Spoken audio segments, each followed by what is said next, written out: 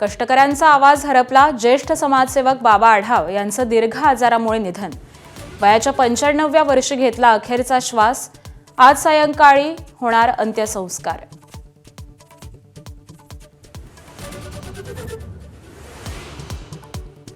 हिवाळी अधिवेशनाचा आज दुसरा दिवस. विरोधी पक्षांकडून तपोवन, पार्थ पवार जमीन प्रकरण आणि शेतकऱ्यांच्या विविध मुद्दे तापण्याची शक्यता. तर विरोधी पक्षनेत्याच्या संदर्भातही पुन्हा चर्चा होणार.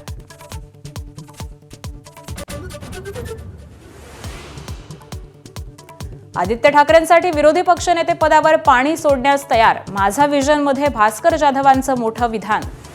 जाधवांना डावलून आदित्य ठाकरेंच्या नावासाठी हालचाली सुरू असल्याचा सत्ताधाऱ्यांचा आरोप.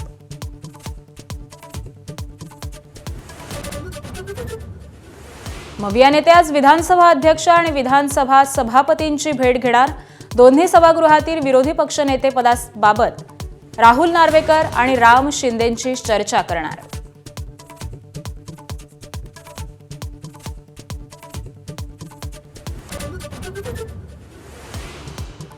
उद्धव ठाकरे आणि मवियाचं राज ठाकरेंवर प्रेम नाही, केवळ वापर करून घेतायत. माझा व्हिजनमध्ये मुख्यमंत्र्यांचं मोठं वक्तव्य. 2029 मध्ये सुद्धा महायुती एकत्रच लढणार असल्याचंही केलं स्पष्ट.